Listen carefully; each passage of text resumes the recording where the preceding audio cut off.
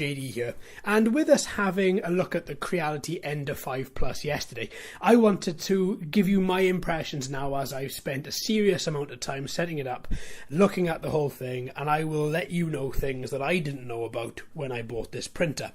Now, first of all, I'm very happy. It seems to be a very, very good printer. The layers seem to be very tight. It seems to be outputting very well. I haven't dialed in any of my settings at this point. These are all default settings. So I haven't worked out my retraction rates, I haven't worked out my speed, I haven't worked out anything other than my standard heating element, my standard nozzle temperature of 200 degrees Celsius, which is the correct amount for the particular silk PLA that I'm using, and also my bed heat, which I always stick at 60 degrees Celsius.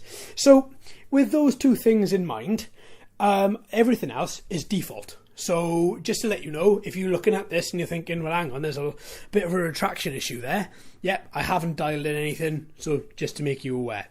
Now, from yesterday's video where we had a look at the overview, the first thing that I noticed when turning this printer on is that print head arm wasn't moving back and activating the switch properly.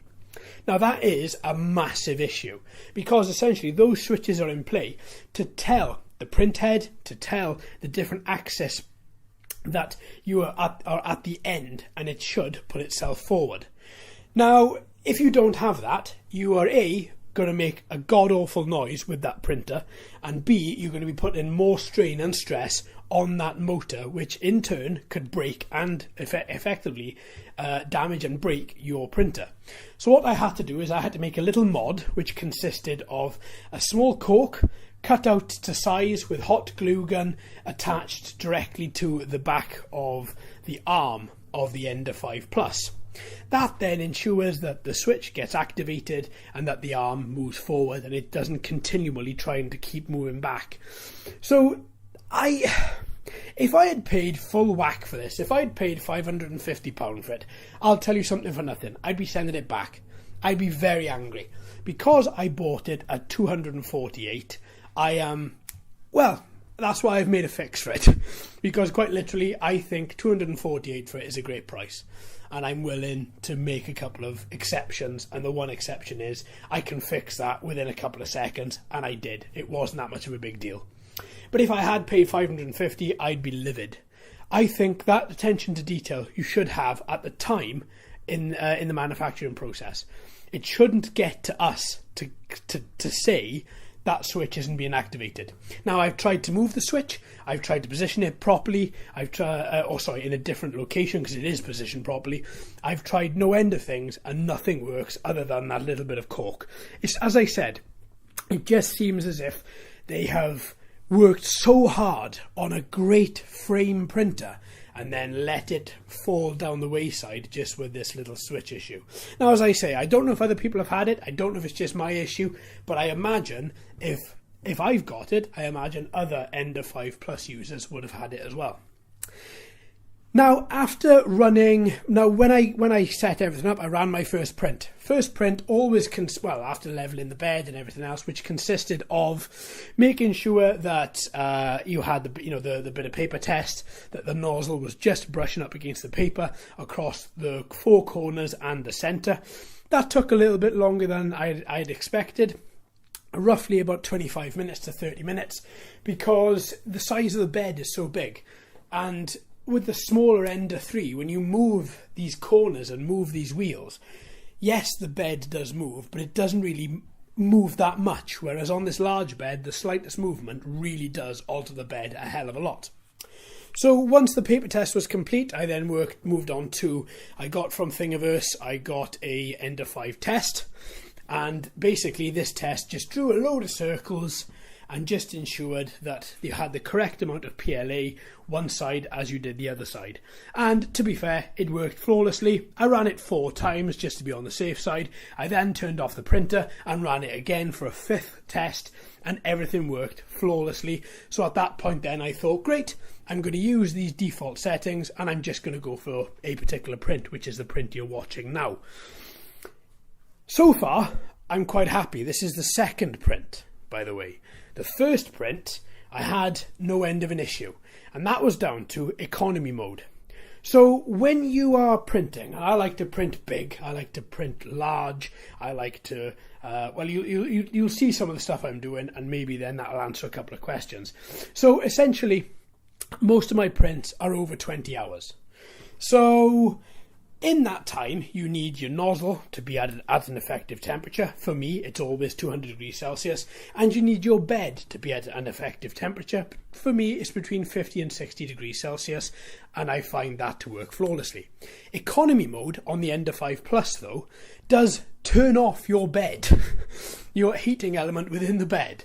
So your your heating element within the bed then cools down to 0 and your print starts to unstick. What the hell? I had done probably 6 hours, and then I woke up this morning to find that it was just string cheese everywhere. And the whole reason was because economy mode was on and my bed was ice cold to the touch. So I stopped the print, I cancelled the print, I removed the print. I then decided then that I would look at this economy mode, and I turned it off, and now the print that you're watching is my second attempt at this little bowl, just to see exactly how it works. So far, I've been doing this now for about an hour or so, and my bed hasn't turned off at all. It's still at 60 degrees. I'm very happy with it. So I'm putting down that little issue down to the economy mode within the Ender 5 Plus. Now, if you're doing something like if you don't require a warm bed, then fair enough. For me, I always use 3D printing glue to ensure I get a good first adhesion and good first few layers.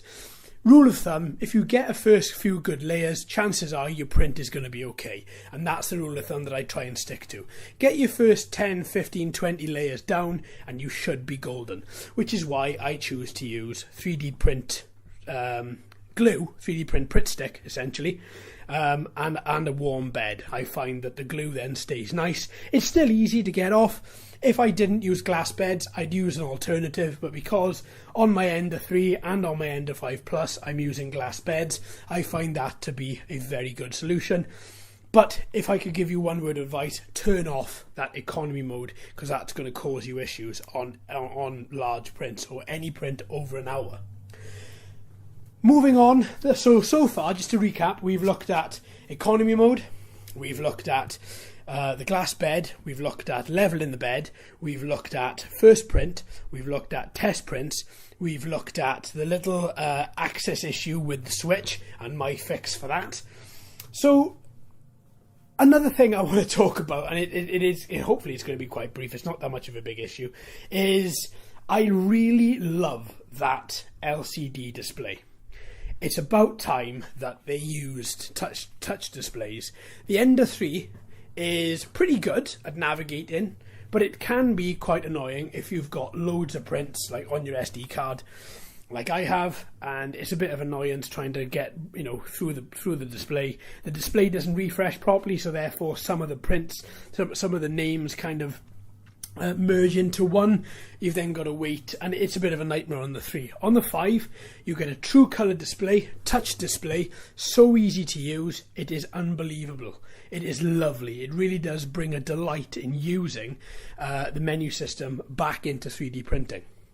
So that's a huge tick. Overall, this is only the second day that I've owned it, and overall I'm very, very happy with it.